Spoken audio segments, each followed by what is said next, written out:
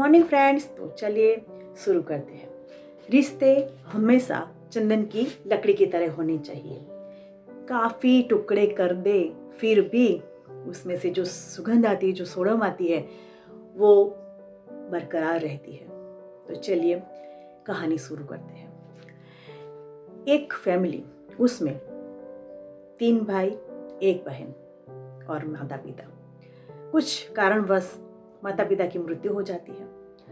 उसके बाद बड़ा भाई के कंधों पे भाई बहनों की जवाबदारी आ जाती है, जिम्मेदारी आ जाती है। वो तहे दिल से अपनी जिम्मेदारी को निभाता है। एक भाई को पढ़ा लिखा कर फॉरेन भेज देता है, बहन को पढ़ा लिखा कर शादी करके उसके ससुराल भेज देता है, और एक छोटा भाई जो उसको अपने दिलो जान से भी ज़्यादा प्यारा था, उसको पढ़ाता है, लिखाता है। खुद नहीं पढ़ता है, खुद 9वीं 10वीं तक ही पढ़ा, लेकिन भाई को इंजीनियर बनाने के लिए बहुत मेहनत करता है। खेतों में रात दिन काम करता है, मेहनत करता है और कड़ी धूप में काम करता है। जैसे तैसे करके उसने अपने लाडले छोटे भाई को पढ़ाया, लिखाया और इंजीनियर बना दिया। और जहाँ वो इंजीनियरिंग कर रहा था, वहाँ एक लड़की उसको पसंद आ गई थी। उसने अपने बड़े भाई को बताया कि मुझे इस लड़की से प्यार हो चुका है, तो आप मेरी शादी करवा दीजिए। अब बड़ा भाई तो बहुत अच्छे स्वभाव का था। उसने छोटे भाई का विवाह उस लड़के के साथ करवा दिया।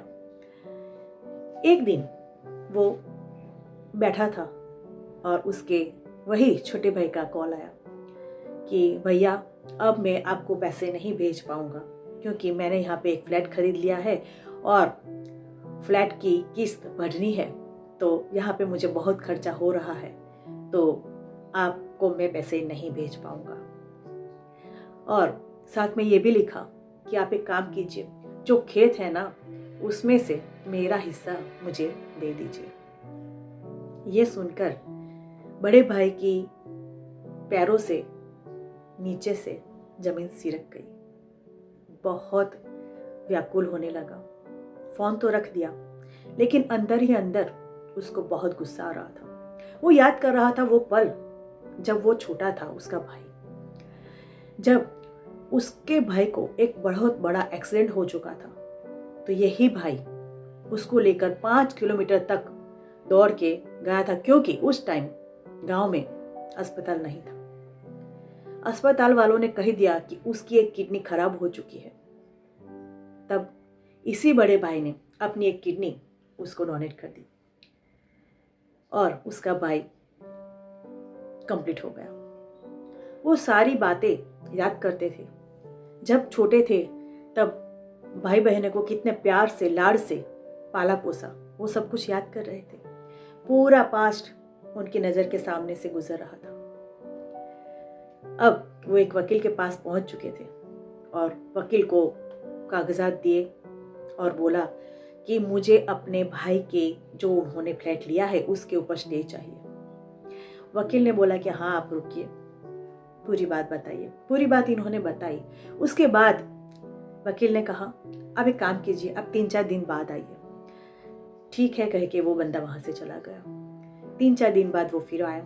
वकील साहब ने कहा कि बैठिए, आप मेरी बात सुनिए। आपका केस मैंने पढ़ा, आपकी पूरी हिस्ट्री मैंने पढ़ी, आपने जो पूरा मुझे बताया मैंने सुना, समझा, और उसके मुताबिक मैं आपको बताना चाहता हूँ कि आप अपने गुस्से पे काबू रखिए, अपने गुस्से को सही दिशा दीजिए। अपने भाई को गुस्सा करके उसकी प्रॉपर्टी पर स्टे लगा के क्या आप खुश रह पाएंगे? आपको बहुत प्यार है अपने भाई बहन, बराबर ना? और आप उस गुस्से की तरफ अपनी सारी शक्ति लगा रहे हैं, उससे बेटर है कि आप अपने बच्चों के ऊपर ध्यान दें, उनको पढ़ाई लिखाए और आगे बढ़ाए। आप एक मुझे बात बताइए, क्या पैसे से आपने दी हुई किडनी आपको वापस मिल सकती है? आपने बचपन में बिताए हुए पल आपको वापस मिल सकते हैं? नहीं ना। तो ये सब छोड़िए और अपने बच्चों का भविष्य बनाइए। गुस्सा छोड़ दीजिए और गुस्से को सही दिशा दीजिए। वो बंदा कुछ बोला नहीं, लेकिन वहां से वकील के ऑफिस से निकल गए। बहुत सोचा, सोचने के बाद उसको लगा कि हाँ, वकील साहब की बात बिल्कुल सही है। उसने अपने फैमिली पर ध्यान देना शुरू कर दिया, अपने बच्चों पे ध्यान देना शुरू कर दिया। उसने अपने बेटे को इतना पढ़ाया कि वो एक अच्छा डॉक्टर बन गया। और अपने गांव में हॉस्पिटल तो था नहीं, तो उन्होंने अपने गांव में ही हॉस्पिटल बनवा दिया और मिठाई की टोकरी लेके वकील साहब के ऑफिस में पहुंच गए। 1-2 साल के बाद वकील साहब ने कहा, आइए, मैं आपको पहचान चुका हूं, बताइए क्या बात है। उन्होंने कहा, मेरा बेटा डॉक्टर बन चुका है और हमारे ही गांव में उसने एक बड़ा हॉस्पिटल शुरू किया है। इसके मिठाई आपको देने आया हूं, क्योंकि जो आज मेरा बेटा है, जहां पर मैं हूं, उसके सही हकदार आप हैं। क्योंकि आपने मुझे उस दिन नहीं बताया होता तो मैं मेरा गुस्सा मेरे भाई की ओर ही निकालता और मेरा फैमिली कहाँ होता पता नहीं, क्योंकि अभी तक मैं कोर्ट कचहरी के चक्कर ही खा रहा होता। फ्रेंड्स, ये छोटी सी स्टोरी लेकिन बहुत बड़ी बात कहती है कि गुस्सा को सही दिशा देना बहुत ज़रूरी है। क्योंकि गुस्सा कहीं अलग जगह लग गया ना, तो पूरी आपकी सोच, आपके दिमाग को बर्बाद कर सकता है।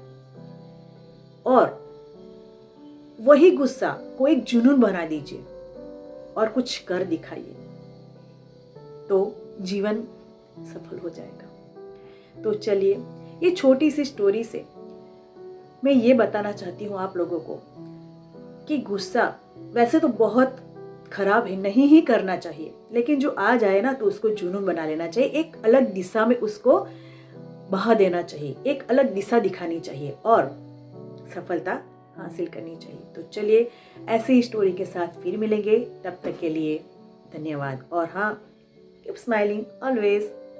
और हाँ, मेरी चैनल को सब्सक्राइब करना मत भूलें। लाइक, शेयर, कमेंट जरूर कीजिए और जल्दी से जल्दी फिर मिलेंगे। तब तक के लिए धन्यवाद।